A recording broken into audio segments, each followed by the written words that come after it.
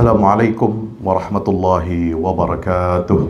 Innal hamdalillah nahmaduhu wa nasta'inuhu wa nastaghfiruhu wa nastahdihi wa na'udzu billahi min shururi anfusina wa min sayyiati a'malina. Innahu may yahdihillahu fala mudilla lahu wa may yudlil fala hadiya lahu. Asyhadu an la ilaha illallah wahdahu la syarika lahu wa asyhadu anna Muhammadan abdullahi wa rasuluhu la nabiyya wa la rasula ba'dah. Allahumma salli wa sallim wa barik ala Muhammad wa ala alihi wa ashabihi wa man tabi'ahum bi ihsanin ila yaumil qiyamah. Ibadallah, usi nafsi wa iyyakum bi taqwallah. Ittaqullaha haqqa tuqatih wa la tamutunna illa wa antum muslimun. Hadirin jamaah Jumat yang insyaallah mudah-mudahan kita semua dirahmati oleh Allah Subhanahu wa taala. Mari kita panjatkan puji syukur kita kehadirat Allah Jalla Jalaluh yang telah memberikan kita karunia nikmat iman dan Islam, nikmat istiqamah dalam beragama, nikmat kita dapat menjalankan perintah Allah di hari Jumat yang berbahagia ini, sehingga kita dapat melaksanakan ibadah Jumat dengan sebaik-baiknya. Mari kita panjatkan salawat dan salam kepada baginda Rasulullah Muhammad sallallahu alaihi wasallam serta seluruh keluarga dan para sahabatnya. Mudah-mudahan tercurah limpahkan untuk kita semua pengikutnya hingga yaumil qiyamah. Khatib berpesan kepada kita semua dan kepada diri sendiri, mari kita senantiasa meningkatkan ketakwaan kita kepada Allah Subhanahu wa taala dengan senantiasa menjalankan perintah-perintah Allah dan menjauhi larangan-larangan Allah Subhanahu wa taala. Hadirin ma'asyiral muslimin dirahmati Allah. Sebentar lagi kita akan memasuki bulan Zulhijjah. Bulan yang sangat istimewa bagi kaum muslimin di seluruh dunia. Di bulan Zulhijjah puncaknya adalah ibadah pada tanggal 10 bulan Zulhijjah, yaitu melaksanakan salah satu perintah agama kita, yaitu melaksanakan ibadah kurban.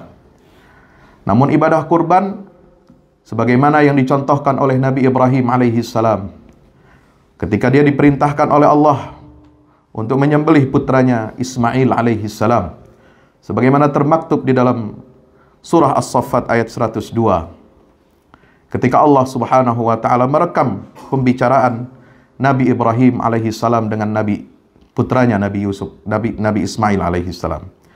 Apa kata Allah? Falamma balagha ma'ahu as-sa'ya qala ya bunayya inni ara fil manami anni adhbahuka fanzur madza tara. Qala ya abati fa'al ma tu'mar satajiduni insyaallahu minas sabirin. Ketika seorang ayah yang dahulu merindukan seorang putra hadirnya seorang anak yang dinanti-nantikan, lalu kemudian ketika dia menginjak usia remaja, datang perintah Allah melalui mimpi ketika tidurnya Nabi Ibrahim alaihi salam. Dia utarakan perintah itu kepada sang putra Ismail alaihi salam. Wahai anakku yang terkasih, sungguhnya aku melihat di dalam mimpiku bahwa aku diperintahkan oleh Allah untuk menyembelih engkau. Maka lihatlah, renungkanlah bagaimana pandanganmu terhadap perintah itu yang telah Allah berikan kepadaku. Lalu apa jawab Nabi Ismail alaihi salam? Wahai ayahanda, kerjakanlah, laksanakanlah perintah itu dengan sebaik-baiknya, karena engkau pasti akan mendapati aku termasuk orang-orang yang bersabar. Kita akan mendapati ibadah kurban ini bukan hanya sebatas ibadah ritual semata-mata. Menyembelih hewan ternak yang berkaki 4, hewan mamalia yang berkuku, tetapi dia memiliki sebuah nilai pendidikan, keluarga yang ada di dalam ibadah kurban itu sendiri. Maka hadirin dimulakan Allah Subhanahu wa taala, kita akan takjub kenapa Ibrahim mampu untuk mencetak dan melahirkan generasi Ismail yang begitu tangkas, begitu sigap, begitu taat terhadap perintah Allah Subhanahu wa taala. Inilah yang kita harapkan. Mungkin di antara kita banyak yang bermimpi dan bercita-cita memiliki anak seindah, sebagus akhlaknya Ismail alaihi salam. Tapi itu bukan lahir kemarin sore. Mendidik sebuah generasi perlu upaya dari setiap orang tua untuk mendidik dan menanamkan karakter sebagaimana karakter Nabi Ismail alaihissalam. Dan Allah memberikan petunjuk kepada kita bagaimana kita harus mendidik keluarga kita dengan sebaik-baiknya. Itu diwujudkan dalam 6 nilai yang dirangkum di dalam Al-Quran surah Asy-Syu'ara ayat 83 sampai 89. Ketika Allah mengatakan doa Nabi Ibrahim yang dipanjatkan, Rabbi habli hukma walhiqni bis salihin waj'al li lisana sidqin fil akhirin waj'alni min warathati jannatin na'im waghfir li abi innahu kana minadh dhalin wala tukhzini yawma yub'atsun yawma la yanfa'u malun wala banun illa man atallaha biqalbin salim. Nilai pendidikan yang pertama yang dirangkum oleh doa Ibrahim adalah kita harus sebagai orang tua harus memiliki pondasi landasan tauhid yang kuat kepada Allah Subhanahu wa taala dalam mendidik anak-anak kita. Ini sebagai pondasi dalam pendidikan keluarga, tauhidullah. Yang kedua adalah kita sebagai orang tua harus menyiapkan lingkungan yang kondusif, yang terdiri dari orang-orang yang saleh untuk tumbuh kembangnya anak-anak kita. Ini kewajiban orang tua. Itu sebagaimana disyaratkan dalam firman Allah, wa alhiqni bis salihin. Yang ketiga, orang tua harus memberikan contoh tauladan yang baik selama hidupnya kepada anak-anaknya. Sebagai legacy, warisan yang akan ditinggalkan menjadi kenangan baik yang akan terus diingat oleh generasi demi generasi oleh anak cucu kita di kemudian hari. Yang keempat, orang tua harus memiliki visi pendidikan bagaimana menjadikan keluarga ini adalah keluarga ahli surganya Allah Subhanahu wa taala. Sebagaimana firman Allah, waj'alni min warathati jannatin na'im. Visi pendidikan yang penting untuk kita tanamkan.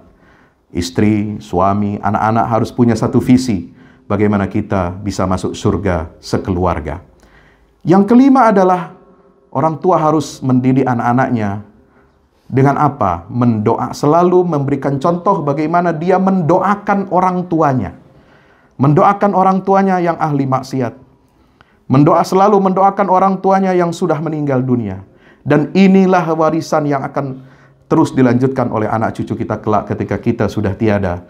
Merekalah yang akan mendoakan kita setelah kita berpulang ke rahmatullah. Yang terakhir, yang keenam adalah sebagaimana doa Nabi Ibrahim alaihissalam, wala tukhzini yauma yub'atsun.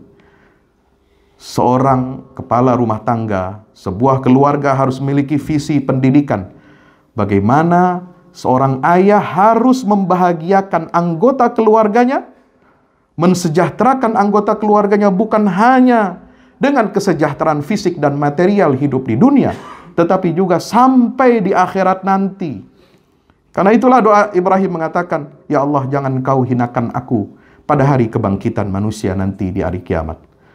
Hari ketika tidak ada guna harta dan anak-anak itu di hadapanmu, kecuali orang yang datang menghadapmu dengan membawa hati yang bersih. Hati yang bersih yang kita bawa menghadap Allah adalah hati seorang ayah, seorang ibu, orang tua yang memiliki 6 karakter yang disebutkan oleh Allah di dalam rangkaian ayat surat Asy-Syu'ara ini ayat 83 sampai 89. Maka itu mari kita menjadi orang tua yang baik untuk anak-anak kita, mewariskan nilai-nilai Islam untuk anak-anak kita kelak. First of all, let us give thanks to Allah Subhanahu wa taala for the blessings of health and blessings of Islam. Salawat and greetings may always be poured out on the Prophet Muhammad sallallahu alaihi wasallam, peace be upon to him. On this occasion, I will not forget to leave it to me personally and the congregation of all. Let us improve the quality of our faith and piety, because faith and piety are the best provision for life in the hereafter. In this occasion, I would like to present my sermon about family educational values of sacrificial worship. Jamaah rahimakumullah, the points of Al-Quran, Surah Asy-Syu'ara, verses 83 to 89, about family education must be built on 6 foundations. First, a solid foundation of monotheism. Second, setting up a pious community environment. Third, give examples of good examples that will continue to be remembered by our children and grandchildren. Fourth, have a family orientation vision of entering heaven together. 5. Always pray for good for parents. 6. Have a happy family vision in this world and the hereafter. Ma'asyiral muslimin rahimakumullah. That's all I can say about the sermon. Hopefully there are benefits for all of us. Barakallahu li wa lakum fil Qur'anil azim.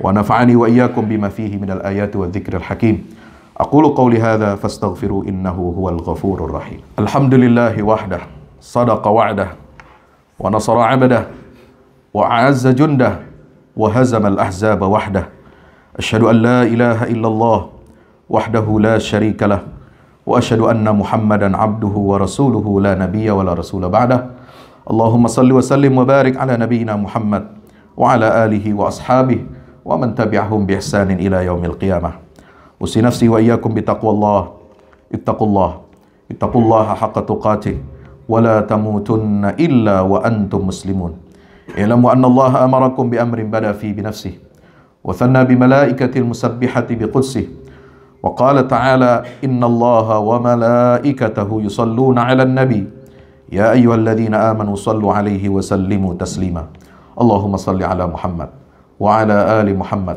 كما صليت على إبراهيم وعلى آل إبراهيم في العالمين إنك حميد مجيد وارض اللهم عن سادتنا أربعة الخلفاء الراشدين أبي بكر وعمر وعثمان وعلي وعن سائر الصحابة والتابعين ومن تبعهم بإحسان إلى يوم الدين وعلينا معهم برحمتك يا أرحم الراحمين اللهم اغفر للمسلمين والمسلمات والمؤمنين والمؤمنات الأحياء منهم والأموات إنك يا ربنا سميع قريب مجيب الدعوات اللهم انصر الإسلام وعز المسلمين وعلي بفضلك كلمتي الحق إلى يوم الدين اللهم انصر من نصر الدين واخذل من خذل المسلمين اللهم أرنا الحق حقا وارزقنا اتباعه وأرنا الباطل باطلا وارزقنا اجتنابه ربنا ظلمنا أنفسنا وإن لم تغفر لنا وترحمنا لنكونن من الخاسرين ربنا آتنا من لدنك رحمة وهيئ لنا من أمرنا رشدا ربنا اغفر لنا ذنوبنا وكفر عنا سيئاتنا وتوفنا مع الأبرار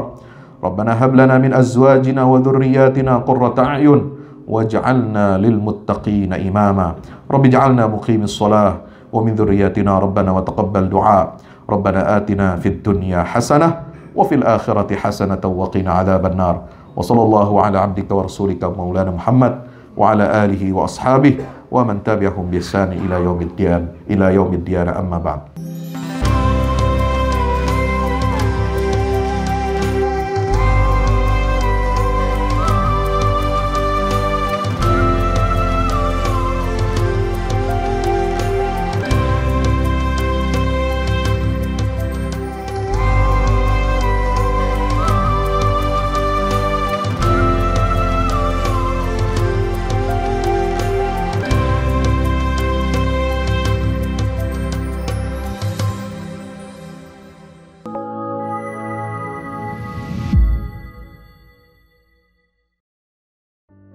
Assalamualaikum warahmatullahi wabarakatuh. Di zaman dan era global yang semakin menuntut kita untuk terus bergerak, ada kebutuhan yang senantiasa harus kita penuhi dalam kehidupan kita. Zaman di mana segala kebutuhan terasa sangat mendesak. Salah satunya adalah kebutuhan sarana dakwah Al-Quran sebagai pusat peradaban. Al-Fahmu Institute hadir demi menjawab kebutuhan akan sarana dakwah Al-Quran di era masa kini. Kami melihat latar belakang yang ada untuk menjawab tuntutan seperti kebutuhan sarana dakwah Al-Quran yang meningkat di ibu kota, kebutuhan akan pusat pembibitan hafiz Al-Quran, kebutuhan pusat pengkajian Al-Quran, kebutuhan akan pusat dakwah kreatif berbasis Al-Quran, kebutuhan sarana media perekat umat Islam, ibu kota dan Indonesia, juga kebutuhan akan adanya sarana pusat kaderisasi guru tahfiz dan mufasir di ibu kota. Yayasan Al-Fahmu International Indonesia sedang membangun gedung pusat dakwah Quran yang berlokasi di Jalan Pengukiran 3, Pekojan, Tambora, Jakarta Barat. Gedung pusat dakwah Quran ini insya Allah akan menjawab tantangan dan kebutuhan akan sarana dakwah Al-Quran yang ada, seperti yang digagas oleh Direktur Al-Fahmu Institute, Kiai Haji Fahmi Salim MA, yaitu Tugas peradaban kita semua adalah untuk berperan dalam menerjemahkan cetak biru peradaban, yaitu Al-Quran, dalam dunia nyata. Kami mengajak jamaah semua untuk ikut dalam perdagangan yang tidak merugi ini, sebagaimana yang disampaikan dalam Al-Quran surat Fatir ayat 29-30, yang artinya, sesungguhnya orang-orang yang selalu membaca kitab Allah dan mendirikan sholat dan menafkahkan sebahagian dari rezeki yang kami anugerahkan kepada mereka dengan diam-diam atau terang-terangan, mereka itu mengharapkan perniagaan yang tidak akan merugi, agar Allah menyempurnakan kepada mereka pahala mereka dan menambah kepada mereka dari karunia-Nya. Sesungguhnya Allah Maha Pengampun lagi Maha Mensyukuri. Gedung Pusat Dakwah Quran Al-Fahmu Institute terdiri dari 4 lantai, di mana di lantai 1 terdapat Masjid Quran Mulia, dan di setiap lantainya insya Allah diperuntukkan demi berlangsungnya tugas mulia dalam perjuangan dakwah Al-Quran.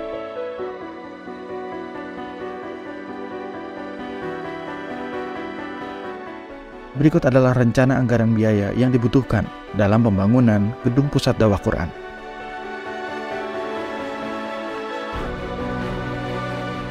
Dalam kesempatan yang mulia ini, kami mengajak jamaah semua untuk ikut dalam gerakan sedekah Lailatul Qadar di setiap malam ganjil di bulan Ramadan. Salurkan melalui nomor rekening berikut ini.